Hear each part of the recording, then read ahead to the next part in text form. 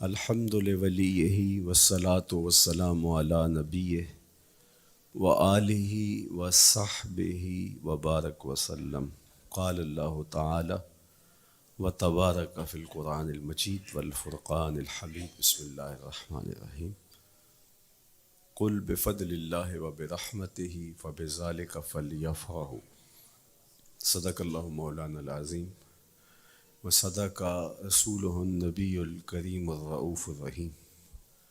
اللہم نور قلوبنا بالقرآن وزین اخلاقنا بالقرآن وادخلنا الجنۃ بالقرآن ونجنا من النار بالقرآن۔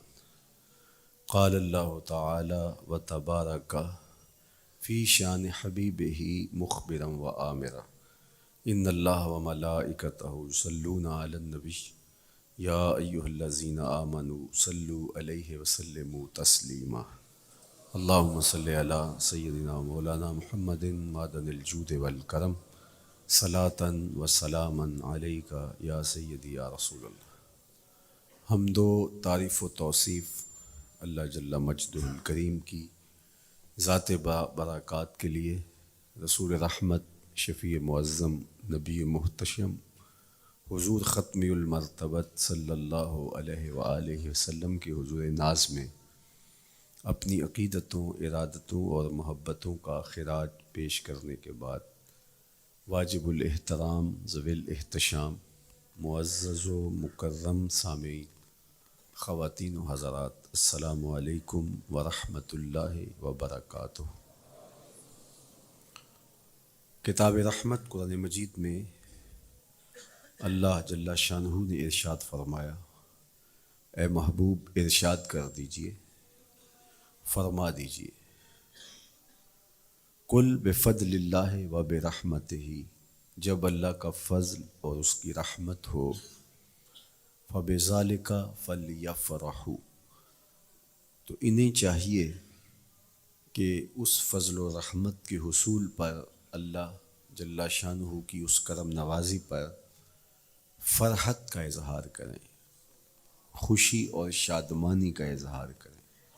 ہوا خیر مما یجمعون، اور وہ جب فرحت کا اظہار کرتے ہوئے، خوشی کا اظہار کرتے ہوئے خرچ کرتے ہیں، تو وہ خرچ کرنا اس مال سے بہتر ہے جو وہ جمع کرتے ہیں۔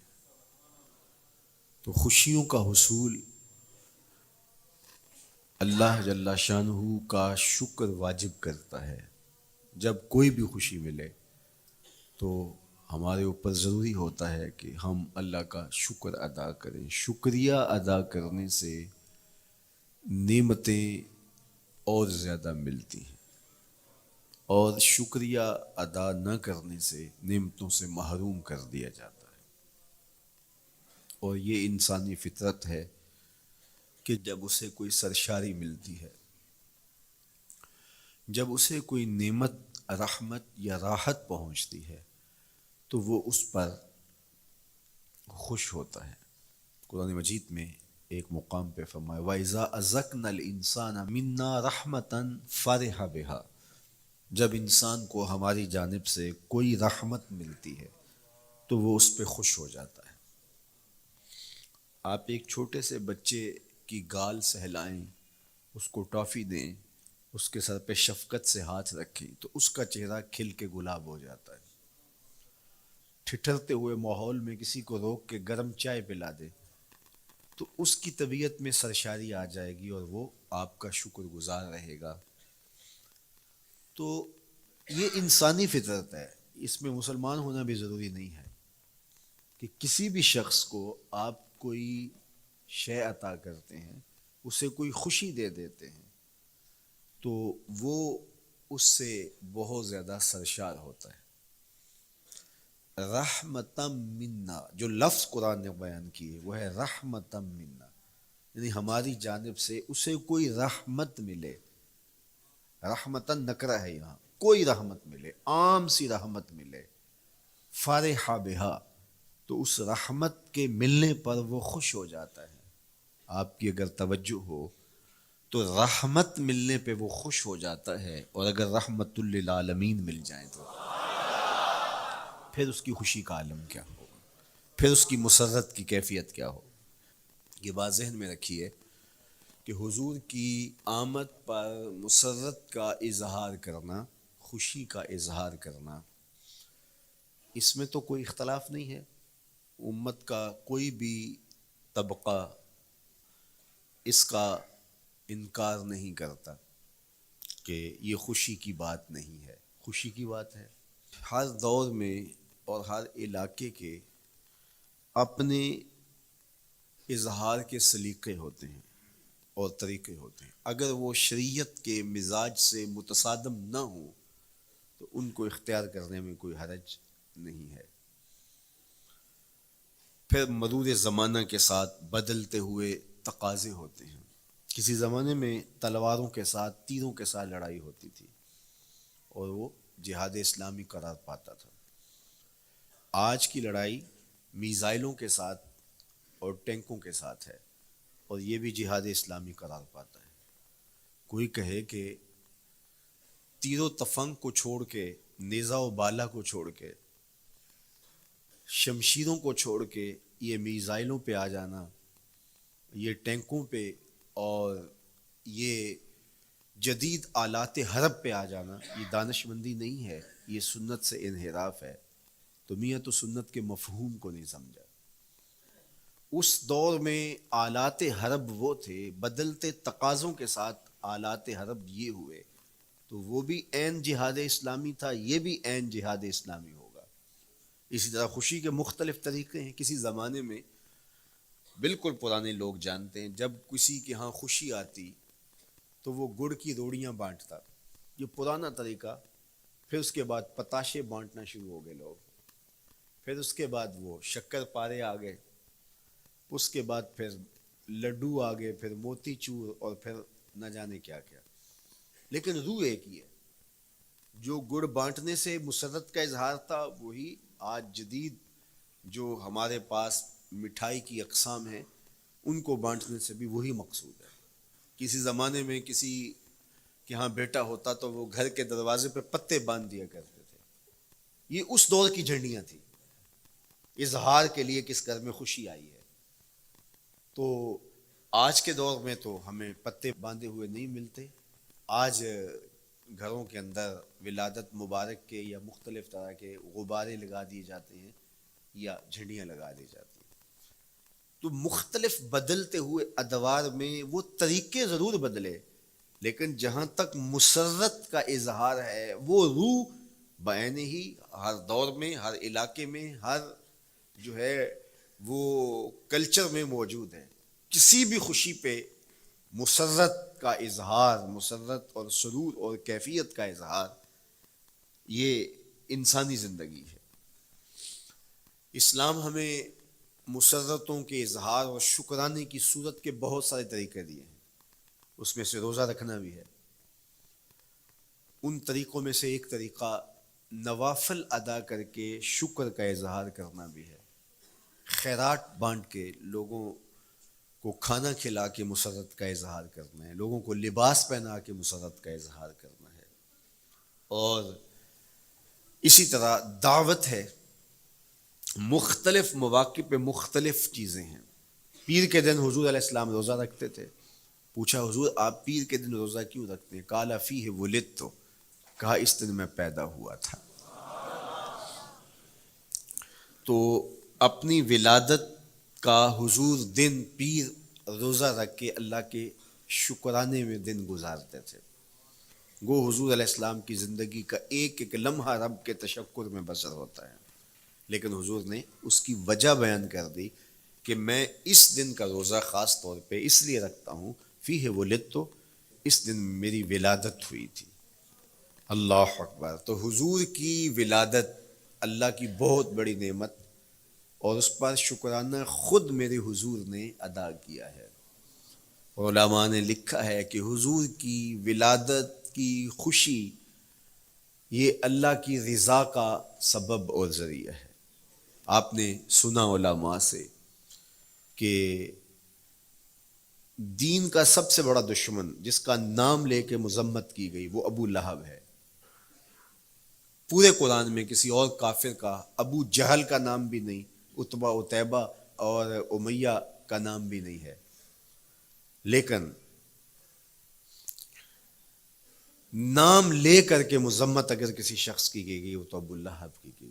حضور علیہ الصلوۃ والسلام جب کوہ صفا پہ جلوہ فراز ہوئے، وَأَنذِرْ عَشِيرَتَكَ الْأَقْرَبِينَ، حکم ہوا پہلے قریبی لوگوں کو آپ اللہ کا ڈر سنائیں۔ تو حضور علیہ السلام نے قریبی لوگوں میں محنت کی، تو قریش کو، صنادید قریش کو، بنو ہاشم کو بلایا اور بلا کہ حضور نے ایک بات کہی کوہ صفا پہ کہ اگر میں تمہیں کہوں اس پہاڑ کی دوسری جانب سے ایک لشکر آ رہا ہے جو تمہیں کچل دے گا تو کیا میری بات مان لو گے؟ تو انہوں نے کہا اگر نظر نہ بھی آیا تو ہم کہیں گے ہم اندھے ہیں، آپ سچے ہو، ہماری نظروں کو پھیر لگ رہا ہے، آپ جھوٹ نہیں بول سکتے، ہم نے 40 سال آپ کے شب و روز دیکھے ہیں، تو کیسے ہم یہ گمان کر لیں؟ تو حضور نے فرمایا اگر میری ذات پہ اتنا یقین ہے تو مان لو اللہ ایک ہے۔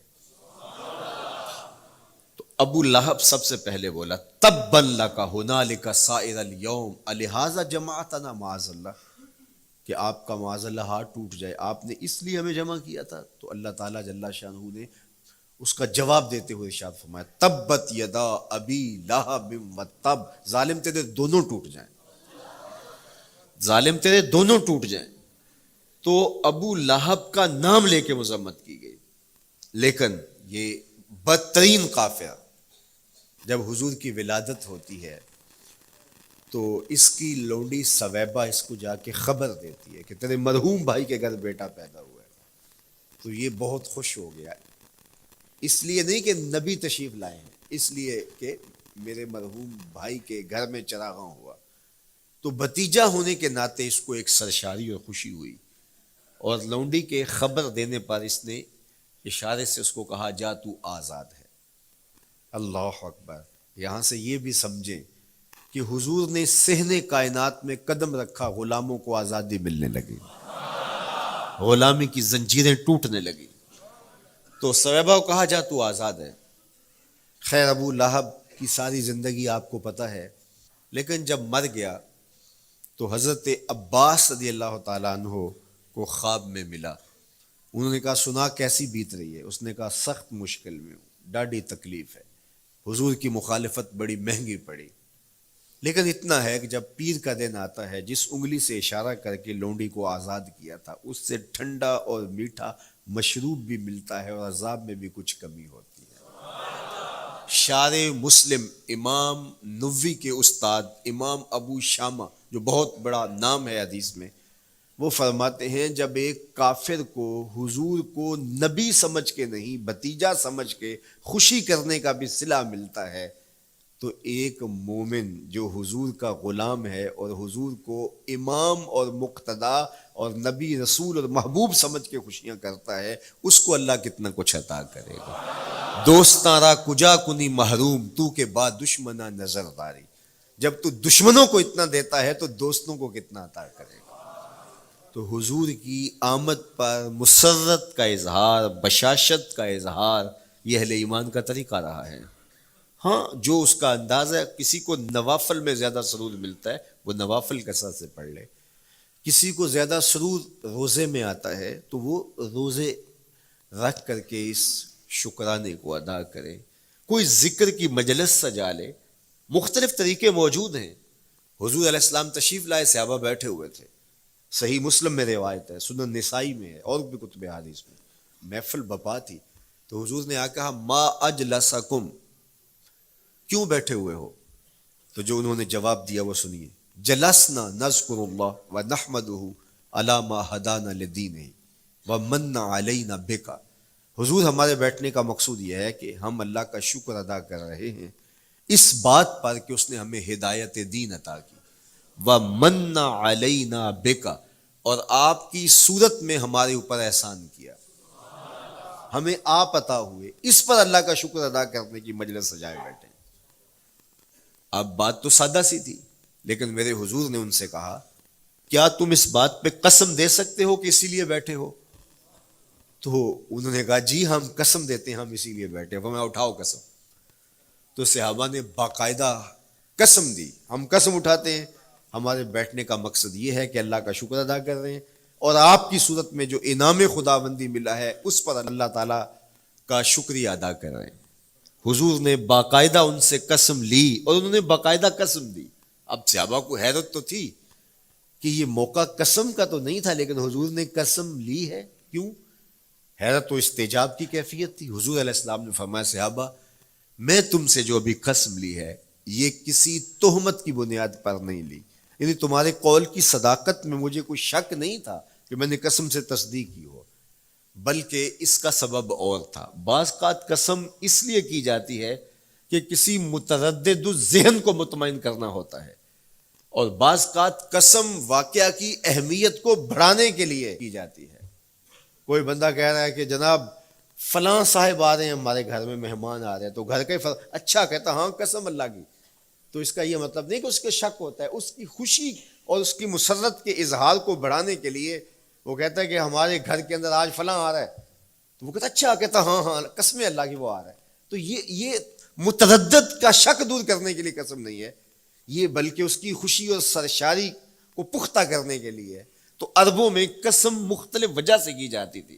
تو حضور نے فرمایا یہ جو میں نے تم سے قسم لی ہے یہ کسی تہمت کی بنیاد پہ نہیں لی، بلکہ اس قسم کا سبب کیا ہے سنو. پھر حضور نے خود بتایا، فرمایا تم یہاں بیٹھے تھے، میں حجرے میں بیٹھا تھا، اتانی جبریل علیہ السلام، میرے پاس جبریل امین حاضر خدمت ہوئے، فاخبرنی ان اللہ یباہی بکم الملائکہ، تو مجھے انہوں نے خبر دی ہے. محبوب ذرا باہر تو نکل کے دیکھو، صحابہ تمہارے اس عمل پر اللہ فرشتوں میں ناز کر رہا ہے، اللہ فرشتوں میں فخر کر رہا ہے کہ دیکھو میں نے ان کو نعمت دی، کتنے قدردان نکلے، اس نعمت کا شکرانہ ادا کر رہے ہیں.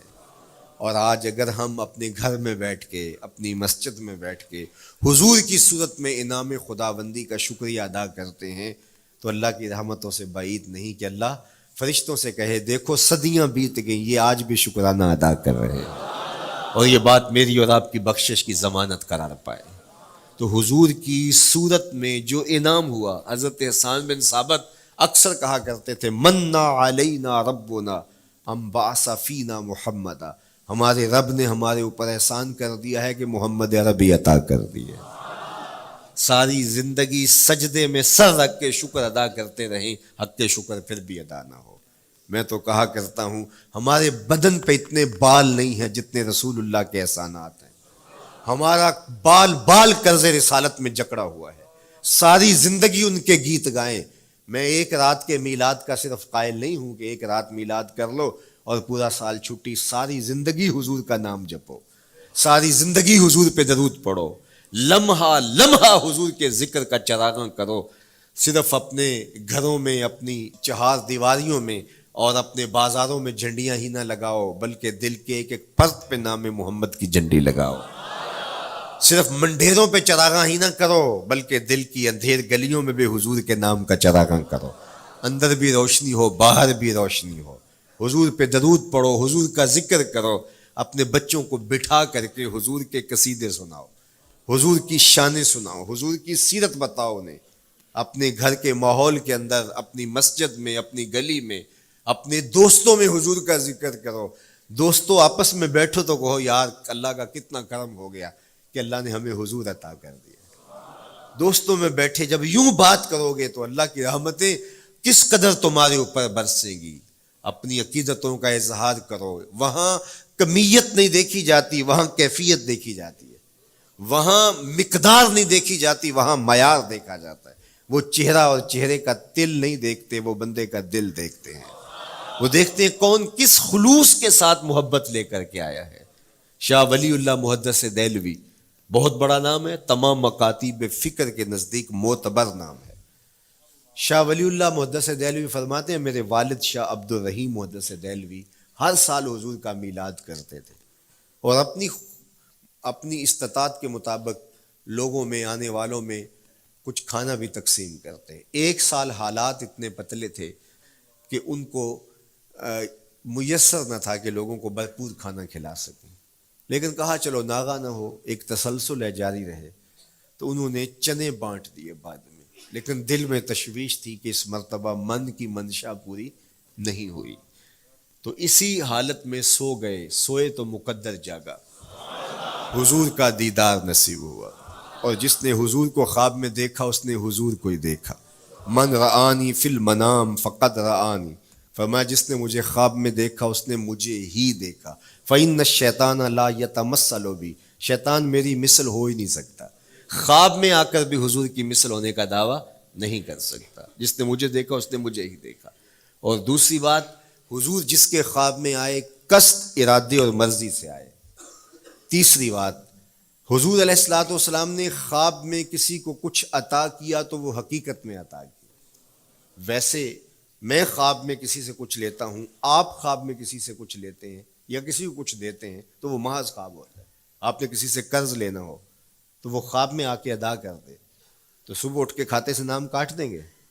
آپ کہیں گے خواب میں ادا کیا۔ بھوک میں تڑپتے سو گئے، رات عالی نسب ہوٹل سے کھانا کھاتے رہے، صبح بھوک محسوس کریں گے یا نہیں؟ خواب میں کھایا ہے نا۔ وہ کیا کسی نے کہا 100 بار میرے ہاتھوں میں تیرا دامن آیا، جب آنکھ کھلی تو اپنا ہی گریباں تھا۔ کچھ نہیں ہوتا، خواب محض خواب ہوتا ہے۔ لیکن اگر حضور کسی کو خواب میں کچھ عطا کریں، امام بوصیری سے پوچھو، رات چادر ملتی ہے، صبح اٹھتے ہیں کندھوں پہ موجود ہوتی ہے۔ حضور عطا کرتے ہیں تو حقیقت میں عطا کرتے ہیں۔ امام سخاوی نے القول البدیع میں لکھا ہے، ایک شخص حضور کے روضے پہ کھڑا ہے اور کیا کہتا ہے؟ آنا ضیفوں کا، میں آپ کا مہمان ہوں اور آپ کے ہوتے ہوئے کسی اور در پہ تو نہیں جانا۔ آقا جی میں تیرا ہو کے خیر منگاں در دردا، مریل کتا کیوں اخواواں ایڈے بختاں وردا، جب میں تیری چوکھٹ پہ ہوں تو کسی اور سے کیوں مانگوں؟ اور میرے امام بولے کون دیتا ہے دینے کو منہ چاہیے، دینے والا ہے سچا ہمارا۔ کوئی جھولی میں چند ٹکڑے ڈال بھی دے تو ساری زندگی جتلائے گا۔ اللہ اکبر۔ عارف عبد المتین نے تو قلم توڑ دیا نا۔ اور جتنے بھی سہارے ہیں سبک کرتے ہیں، عزت نفس بڑھاتا ہے سہارا تیرا، ہر آسرا کمزور کرتا ہے لیکن نبی کا آسرا سر بلند کرتا ہے۔ کسی چودھری کا، خان وڈیرے کا مانگت سر اٹھا کے چل سکتے کہ میں فلاں کا مانگت ہوتا ہوں اور جس کو خیرات مدینے کی گلی سے ملی ہو؟ اسی لیے میرے امام نے مشورہ دیا، ٹھوکریں کھاتے پھرو گے ان کے در پہ پڑ رہو، قافلہ تو اے رضا اول گیا آخر گیا۔ وہ کھڑا ہی حضور کے روضے پہ اور کیا کہتا ہے؟ آنا ضیفوں کا، میں آپ کا مہمان ہوں اور آپ کے ہوتے کسی اور در پہ جاؤں؟ اللہ اکبر۔ یہ کہتے کہتے آنکھ لگ گئی۔ حضور خواب میں تشریف لائے، دائیں ہاتھ میں روٹی تھی، عطا کرتے میں خذ لے لے، کہتا میں نے خواب میں کھانا شروع کر دی، ابھی آدھی روٹی کھائی تھی، پوری روٹی نہیں کھائی تھی، آدھی روٹی کھائی تھی کہ میری آنکھ کھل گئی۔ جب آنکھ کھلی تو دوسرا آدھا ٹکڑا میرے ہاتھ میں موجود تھا۔ وہ دیتے ہیں تو حقیقت میں دیتے ہیں۔ تو شاہ ولی اللہ محدث دہلوی فرماتے ہیں کہ میرے والد شاہ عبد الرحیم محدث دہلوی نے خواب میں حضور کو دیکھا، اور چونکہ دن یہ عمل گزرا تھا اور کہ مہمانوں کو خاطر خواہ تواضع نہیں کر سکا تھا، تو حضور کے سامنے انواع و اقسام کی چیزیں پڑی ہیں، ان میں میرے والے چنے بھی موجود ہیں اور حضور ان کے ساتھ شفقت فرما رہے ہیں۔ تو یہاں معیار دیکھا جاتا ہے، مقدار نہیں دیکھی جاتی، یہاں کمیت نہیں دیکھی جاتی، کیفیت دیکھی جاتی ہے۔ یہاں چہرے اور چہرے کا تل نہیں دیکھا جاتا، یہاں آنے والے کا دل دیکھا جاتا ہے۔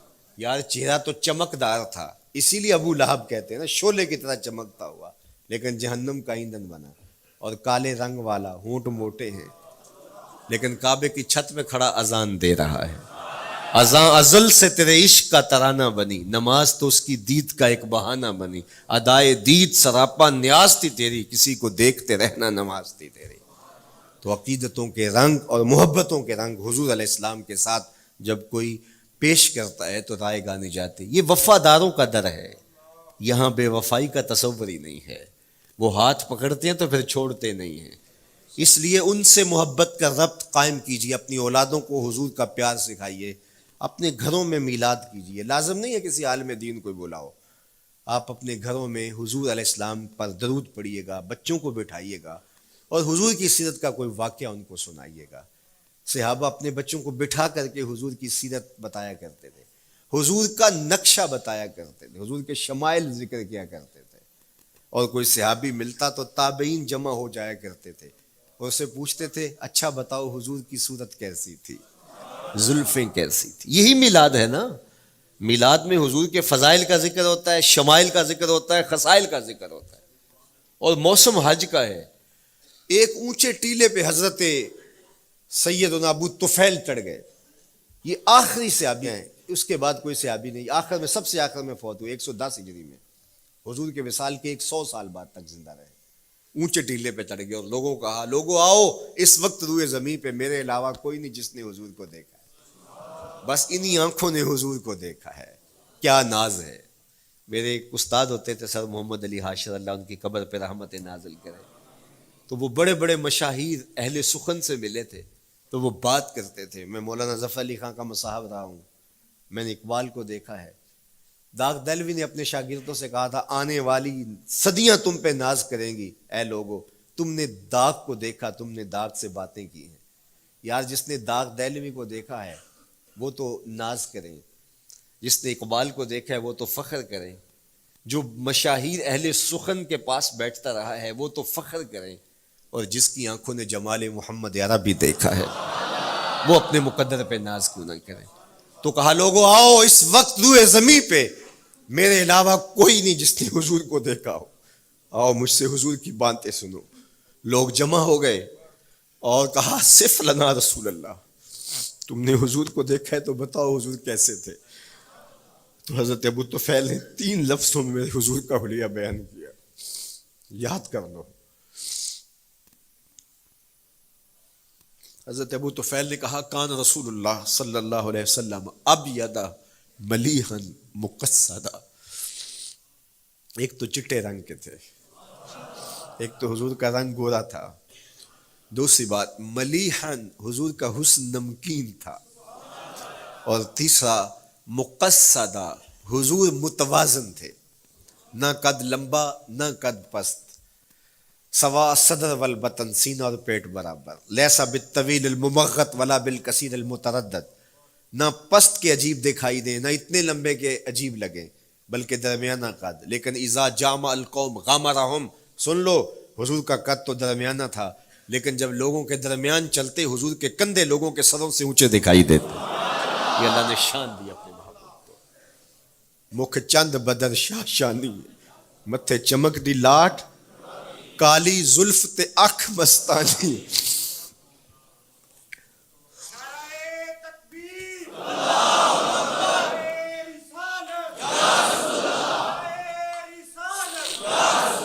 کالی زلف تے اکھ مستانی ہے، مخمور رکھی ہن مد بھریاں. میں آپ کو مدینے کی گلی میں لے جانا چاہتا تھا کہ حضور علیہ السلام کی جب آمد ہوئی تو اہل مدینہ نے کس طرح جلوس نکالا، وہ عقیدتوں کے کیا رنگ تھے. لیکن وقت سمٹ گیا. لیکن اتنا سن لو کہ جب حضور تشریف لائے تو جنوبی سمت سے حضور آئے تھے. جب انہوں نے دیکھا نا تو اچانک ودا کے پہاڑوں کی اوٹ سے حضور دکھائی دیے. تو سیاہ پہاڑ ہیں تو ان سے جب حضور کا چمکتا ہوا چہرہ دکھا نا تو بے ساختہ انہوں نے کہا طلع البدر علینا، وہ دیکھو چاند چڑھ گیا ہے. طلع البدر علینا، وہ دیکھو چاند چڑھ گیا. یہ شاعری خود بخود ہوتی ہے، خود بخود ترتیب. ایک ہوتی ہے آورد، ایک ہوتی ہے آمد. یہ آمد ہے. طلع البدر، وہ دیکھو چاند چڑھ گیا. من ثنیات الوداع وجب الشکر علینا. مورخ اسلام حفیظ جالندری نقشہ کھینچتے جنوبی سمت سے اٹھا ایک نوری غبار آخر. جنوبی سمت سے اٹھا ایک نوری غبار آخر، سواد شہر میں داخل ہوا ناکا سوار آخر. زباں پر اشرق البدر علینا کی صدائیں تھیں، دلوں میں ما دعا للہ دائی کی دعائیں تھیں. نبوت کی سواری جس طرف سے ہو کے جاتی تھی، درود و نعت کے نغمات کی آواز آتی تھی.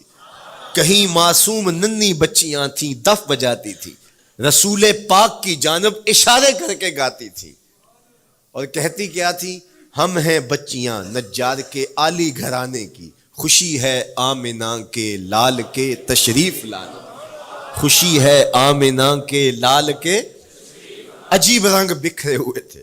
حضور نے جب بچیوں کو دیکھا تو فرمایا تم مجھ سے محبت کرتی ہو؟ انہوں نے کہا ہم دل و جان سے آپ سے پیار کرتی ہیں. تو حضور نے فرمایا واللہ انا احبکن، اللہ کی قسم میں بھی تم سے پیار کرتا ہوں، میں بھی تم سے پیار کرتا ہوں. لوگ گھروں کو سجائے بیٹھے، ہلم الینا یا رسول اللہ الی العدد والعدۃ والمنع، حضور آ جاؤ نا، آ جاؤ، ہمارے پاس اسلحے بھی ہیں، کسی نے حملہ کیا توڑ کے رکھ دیں گے، ہمارے بڑے بڑے گھر ہیں، مہمان آئے سنبھال لیں گے، رک جاؤ نا ہمارے گھر. اب اتنے چاہنے والے ہوں تو کس کو پذیرائی دیں؟ حضور اونٹنی کی مہار گردن پہ ڈالتے، فرماتے خلو سبیلہا ناقتی مامورۃ من اللہ، اس کی راہیں چھوڑ دو، یہ اللہ کے حکم کی پابند ہے. کہتے ہیں لوگوں نے اونٹنی کو چارہ دکھانا شروع کر دیا کہ چلو اونٹنی بیٹھ جائے. اللہ اکبر، پانی ہڑا نو لوڑ کی راہ براندی، پہنچے آپ دریار سرکار یارا. یار جب محبت پیدا ہوتی ہے یار منانے کے ڈھنگ بھی سیکھ لیے جاتے ہیں، محبت بتا دیتی ہے محبوب کو کیسے منانا ہے. لیکن حضور فرماتے خلو سبیلہ ناقتی مامور، راہیں چھوڑ دو، میری اونٹنی اللہ کے حکم کی پابند ہے، یہ سبز چاروں کے لالچ میں آنے والی نہیں ہے، چھوڑو چھوڑو اس کا راستہ. اللہ اکبر، جب بنو نجار کے محلے سے حضور گزرے، یہی بچیوں نے تالا البدر علینا پڑھا تھا، اور یہی محلہ حضور کے ننیال کا محلہ تھا. انہوں نے جو لفظ کہے، امام صالحی نے، اللہ ان کی قبر پہ کروڑوں رحمتیں نازل کرے. سبل الہدا والرشاد میں نے کئی مرتبہ یہ مقام پڑھا ہے، باب الہجرہ مسلم شریف باقی کتب حدیث میں بھی ہے، لیکن امام صالحی نے بہت ساری حدیث جمع کی ہیں، اور انہوں نے یہاں جو منظر بیان کیا ہے، انہوں نے جو لفظ کہے نا، جب حضور آئے بنو نجار کے محلے سے گزرنے لگے تو ذرا لفظوں کی چاشنی دیکھیے، ان لفظوں سے ٹپکتے شہد کو دیکھیے. تو انہوں نے آگے بڑھ کے حضور کو دعوت دی، اور لفظ کیا کہے، ہلم الی اخوالک یا رسول اللہ الی العدد والعدۃ والمن، حضور ادھر تو رک جاؤ، یہ تو آپ کے ماموں کے گھر ہیں، یہ تو آپ کے ننیال کا محلہ ہے. لیکن حضور نے فرمایا کہ بس میری راہیں چھوڑ دو. پھر اونٹنی جا کے کہاں بیٹھی، نیویاں دا پرونا ہے میرا نبی، کوٹھیاں تے چڑھے ویخ دے رہ گئے. سہل اور سہیل دو یتیم بچے تھے، اور ان کی خالی جگہ پڑی تھی، جا کے اونٹنی وہاں بیٹھ گئی. اٹھایا گیا پھر بیٹھ گئی. قریب ترین مکان حضرت ابو ایوب انصاری کا تھا. دوڑے آئے، سامان اتارنے لگے، کہا حضور اونٹنی کو اب نہ اٹھاؤ، اب تو میرے بخت جاگ پڑے ہیں. پھر ان کی کیفیت کیا تھی، امروز شاہ شاہاں مہمان شدست و مارا. امروز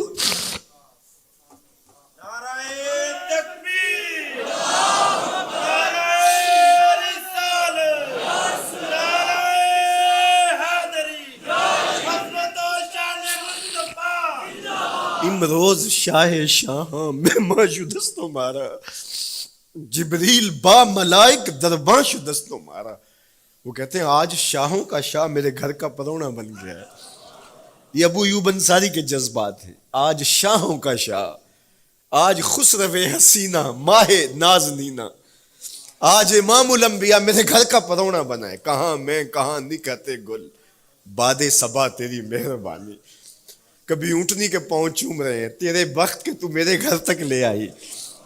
تو کہا امروز شاہ شاہاں مہمان شدست و مارا، آج شاہوں کا شاہ میرے گھر کا مہمان ہے. پھر آگے کیا کہتے ہیں، جبریل با ملائک درباں شدست و مارا. لوگوں جبریل کو دیکھو، آج میرے گھر کا پیرا دے رکھا ہے، آج میرے گھر کا چوکی دار بنا ہوا ہے، کیونکہ میرے گھر میں حضور ٹھہرے ہوئے ہیں. تو کیا حضور کی آمد کا جلوس تھا یار. صحابہ نے جو حضور کے آمد کا جلوس نکالا، ہم تو وہ رنگ پیش نہیں کر سکتے، لیکن میں آپ کو کہوں گا درود پڑھتے ہوئے آج جلوس میں شامل ہوں، حضور کے ذکر سے سرشار ہو کے جلوس میں شامل ہوں، اور پورے نظم کے ساتھ. اگر آپ کے جلوس میں کوئی کسی کی گاڑی گھس بھی آتی ہے، اس کو پیار دینا، اس کو راستہ دینا، اور اس کو حضور کی رحمت کا احساس ہو کہ یہ رحمت کو ماننے والے لوگ ہیں، اور حضور پہ درود پڑھتے رہنا، عقیدتوں کے رنگ میں رہنا. امید ہے کہ جس طرح حضور نے ان بچیوں سے کہا جو حضور کے جلوس میں شامل تھیں کہ کیا تم مجھ سے محبت کرتی ہو، تو انہوں نے کہا جی جی، ہم اسی لیے تو آپ کے قصیدے پڑھ رہی ہیں. تو حضور نے فرمایا واللہ میں بھی آپ سے محبت کرتا ہوں. تو ہو سکتا ہے حضور ہمیں فرمائے میرے میلاد کے جلوس میں آنے والوں میں بھی تم سے محبت کرتا ہوں. اللہ آپ کو سلامت رکھے. وآخر دعوانا ان الحمد